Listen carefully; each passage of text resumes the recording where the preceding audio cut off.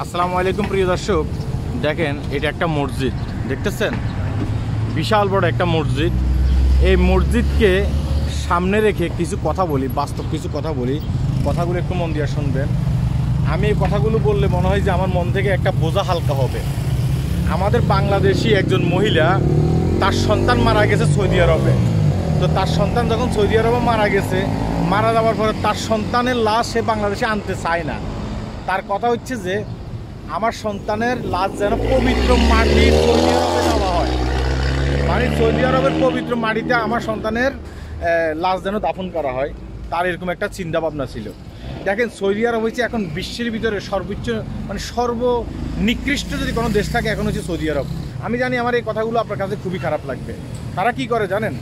তারা শুধুমাত্র ইসলামটাকে পুঁজি করে তারা এখন বর্তমানে ব্যবসা করতেছে। হ্যাঁ, এই যে দেখেন, মানে কলমা খচিত পতাকা দেখতেছেন, এই যে মডেলটা আছে না, এই মডেলটা কোনো বাইরের দেশের মডেল নয়, এই মডেলটা হচ্ছে সৌদি আরবের মডেল। এই মহিলা সম্বন্ধে যদি বিস্তারিত জানতে হয় আপনি পত্রিকাতে গিয়ে পড়ে আসতে পারেন। সৌদি আরবের গভর্নমেন্ট অ্যালাউ করছে বিকানি পরা। তারা এই ছোটোখাটো ড্রেস পরে তারা কি করতেছে, তারা এখন দেখে কি কলমা খচিত একটা পতাকা নিয়ে তারা মডেলিং করতেছে বিকানি পরা ড্রেস দিয়ে। এটা সৌদি আরব গভর্নমেন্ট কিন্তু জানে। তাছাড়া এখন সোশ্যাল মিডিয়াতে আরেকটা ভিডিও ভাইরাল হচ্ছে, সেটা আপনারা দেখতেছেন। সৌদি আরবে আপনার একটা অনুষ্ঠান হয়েছে, সে অনুষ্ঠানে মক্কা শরীফের আদলে সেখানে কিন্তু আপনার এক ধরনের স্ট্রাকচার বানানো হয়েছে। সেখানের আশপাশে বিকানি পরা মেয়েদেরকে নিয়ে তারা ডান্স করতেছে, তারা নাচানাচি করতেছে। সৌদি আরবের সম্পূর্ণ রাজা এবং কি সৌদি আরবের মন্ত্রী মিনিস্টার সে অনুষ্ঠানে অ্যাটেন্ড করছে। হ্যাঁ, তার মানে তাদের কাছে টাকার কোনো অভাব নেই। হ্যাঁ, তেল বেচা টাকার অভাব নেই। আমরা যারা বাংলাদেশ থেকে বিভিন্ন দেশ থেকে হজে যাই, হ্যাঁ, সেই টাকাটা তো তাদের কাছে যায়, তাই না? এটার কোনো অভাব নেই। তো আমি কেন কথাগুলো বলতেছি, আমার কথাগুলো শুনে হয়তো বা আপনার কাছে খারাপ লাগবে, কিন্তু এটাই সত্য। তারা এখন এটাকে একটা শিল্পের পর্যায়ে নিয়ে গেছে। তারা কিন্তু ইসলামিক যে একটা সৌদি আরব ছিল, সেই ইসলামিক সৌদি আরবকে তারা রাখতে চাচ্ছে না। তারা চাচ্ছে যে ইন্টারন্যাশনাল মডেল একটা সৌদি আরব হবে, যেখানে সবার ইচ্ছা মতো সবাই চলাফেরা করতে পারবে, মেয়েরা বিখানি পরে চলাফেরা করতে পারবে, রাস্তার ফুটপাতে মদ বিক্রি হবে।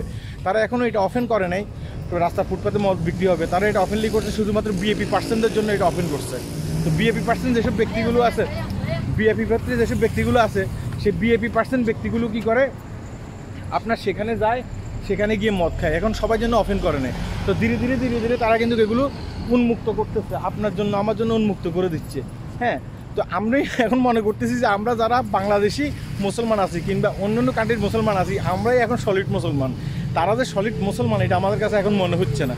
তো সৌদি আরবকে পবিত্র ভূমি এই মুহূর্তে মনে করার কোনো সুযোগ নেই। এটা একটা সময় ছিল, এখন নেই। হ্যাঁ, আমি জানি আমার এই কথাগুলোর ভিতরে আপনারা অনেকে কিন্তু দ্বিমত প্রসঙ্গ করবেন। আমি প্রমাণ দিয়ে কিছু কথা বলছি, আপনারা বিভিন্ন আর্টিকেলে গিয়ে এসব জিনিসগুলো পড়ে লেখে জানতে পারেন। হ্যাঁ, সৌদি আরব এখন আগে সৌদি আরব নেই, সৌদি আরবকে নিয়ে গর্ব করার এখন কিছুই নেই, সৌদি আরবকে পবিত্র ভূমি মনে করার এখন আর কিছুই নেই।